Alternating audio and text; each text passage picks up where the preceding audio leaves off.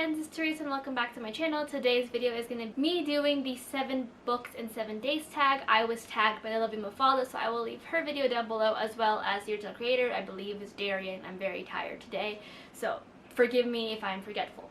But I will leave their videos down below as well with the questions. But yeah, let's just kind of get into the video. If you guys enjoy my videos and want to see more, hit like, subscribe, hit the bell notification, as y'all probably have heard a bajillion times from other creators, as well as leave me in the comments down below what you guys think of the answers that I have chosen for this specific tag. Let's go.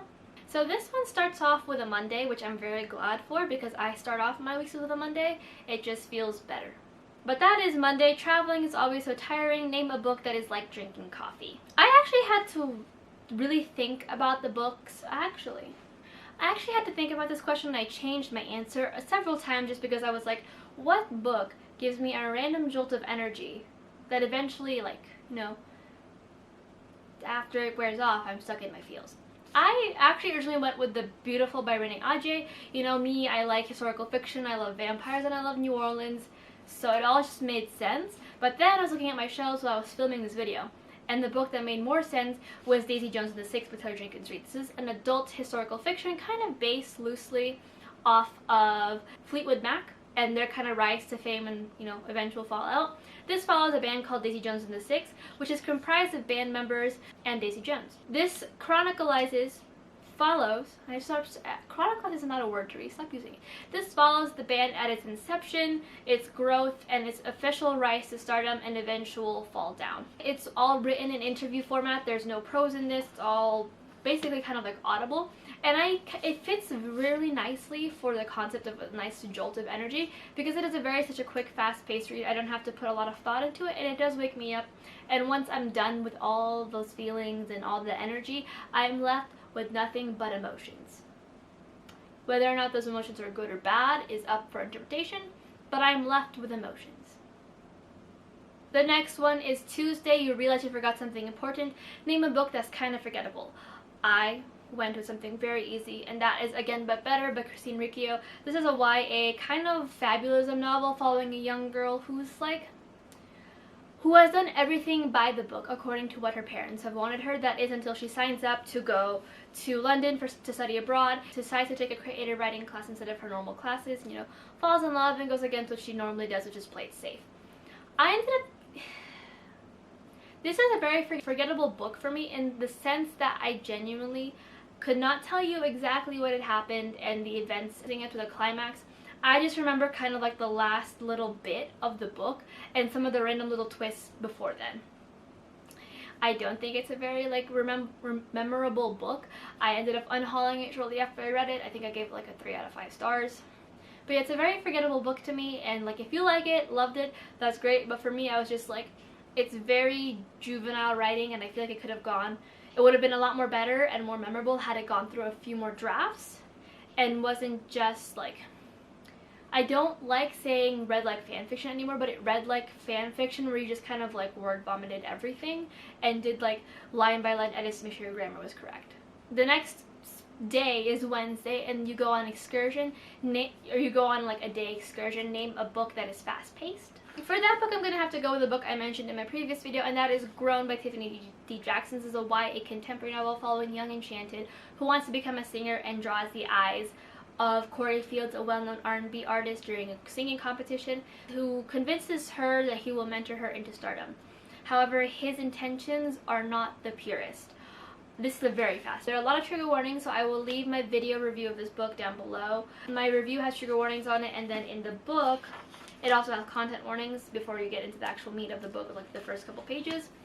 But this was a very fast-paced book. A lot of things happened, and I had a hard time putting this book down and like having the time, like putting it down and wanting to put it down.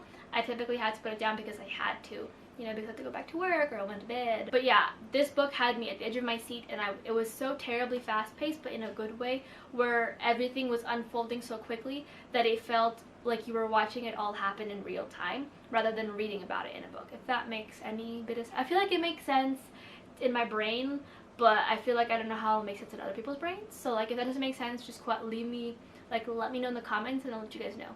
My review of this book will also have more information on like my thoughts on it, so I'm sure I explained the pacing when that happened.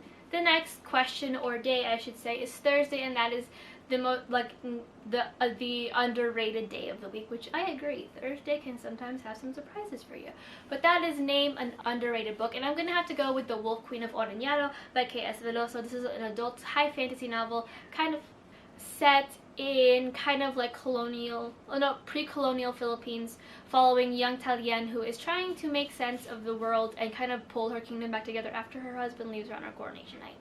I think it's a very underrated book. From the cover, it's a little deceiving. It looks a little bit more action-packed than it actually is. This book is a bit more focused on building the world and setting up the political problems that are occurring inside this world, and the overall struggle that Talien will have to go through as she tries to put her kingdom back together.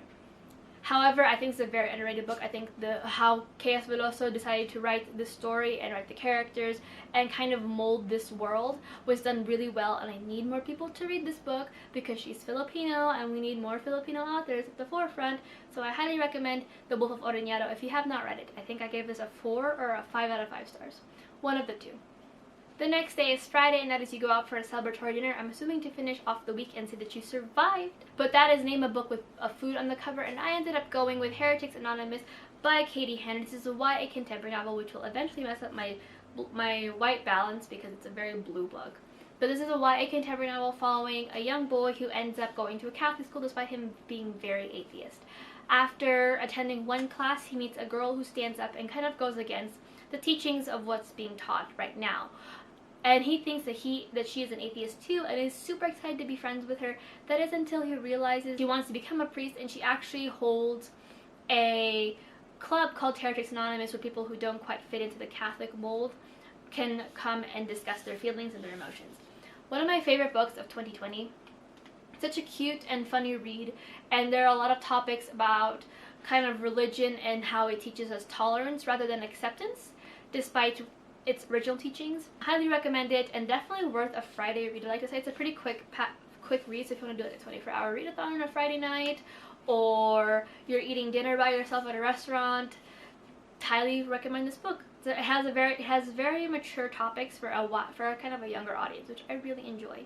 The next day is Saturday, and that is You Don't Want the Trip to End. Name a book that left you in a cliffhanger, and I'm going to have to go with The Bone Witch by Rin Chupeco. This is a YA high fantasy novel following young Thea, who finds out she's a bone witch, which means she can basically like manipulate the dead, which not only ostracizes her from her community, but it also gets her sent off on kind of an adventure to train to become a proper bone witch to help out the kingdom.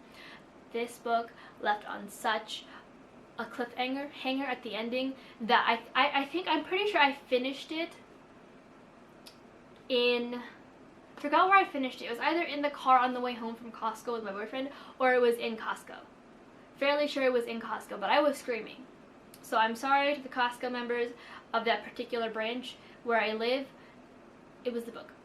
But it was such a good book. I found it's a little slow in the beginning, but it picks up really quickly, and once it does pick up, oh boy does it pick up. But this cliffhanger has me thrown for a loop, and I want to keep reading, and I didn't want this book to end, so very fitting, I like to say, and I can't wait to pick up the second book. The last day, naturally, is Sunday, and that is Your Sad Your Trip Ended. Name a book that made you cry. I'm going to have to go with another book that I mentioned in my previous video, and that is Kingdom of Ash by Sarah J Maas. This is a YA high fantasy novel following young Selena Sardothian as she kind of works on her demons to save the kingdom. One of my favorite endings to a series, hands down. No matter how depressing it got me, and like how much I sent Andrew pictures of me just sobbing at 2 a.m. It was an amazing read. I loved this book. It kept me at the edge of my seat, and there were so many scenes where I knew it was going to happen. I was expecting it, and it still surprised me and made me cry so badly. It's one of my favorite endings to a series ever. So yeah, I cried, and I think the ending also got me to cry, but I was sitting in my office, so I finished it at night. But I finished it, and I like had to take a sit back and like really just like sink in the fact that the series that I've been following since like maybe 2018 has now ended for me. And there were so many emotions, and I just cried. Now I'm gonna go ahead and tag some people. And by some, I mean one person. I'm going to go ahead and tag Andrew from Andrew Reads. I will leave her channel link down below if y'all want to check her out. She's great. As well as anyone else who might want to do this tag. Again, I'll leave Mafalda's and Darian's original video down below, as well as the questions. But until next time, let me know an answer to one of any of these, or like these little questions, just so we can have a little chat and maybe introduce me to some new books. But until next time, I hope you guys are having a great weekend. Hopefully, if not, your week gets better for you. Yeah, bye.